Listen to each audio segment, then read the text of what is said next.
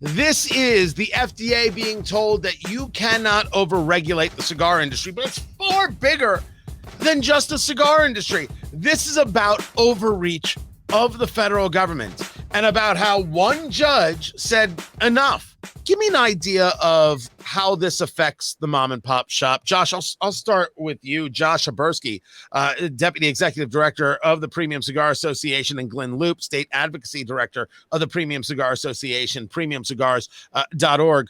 Josh, talk to me about you're now talking to the mom and pop shops. If you were going to explain to them how this ruling, the throwing out of the deeming rule, affects them, how do you describe it? Yeah, really two main things. You can have more products on your shelves, and that's something that, we throughout these lawsuits, we've been able to score those victories, but it affirms creation, that our premium cigars, they will have less hurdles to cross.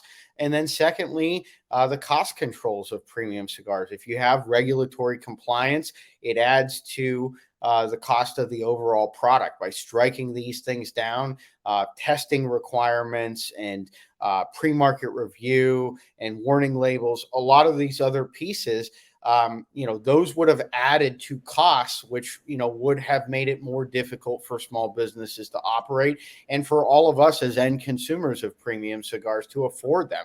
If you go elsewhere outside of the United States and look at the prices of cigars in Canada and in Europe, they're astronomical. And a lot of that has to do with governmental compliance costs and regulations.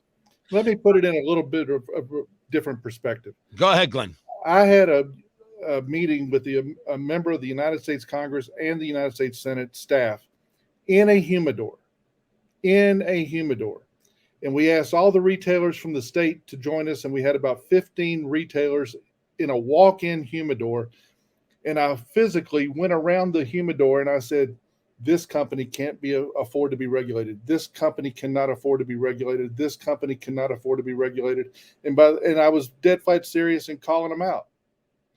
And I said to the people in the small businesses that were in that humidor with me, with the congressional staff, I said, what happens when 50% of the companies in this humidor right now cannot afford to be regulated?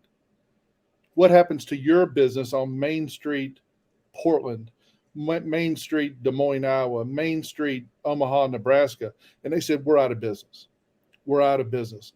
And we had a definitive study that was reinforced by the United States Small Business Administration that this is one of the only regulations that they've ever seen where the cost of compliance equaled 100% of the profit margin for every company.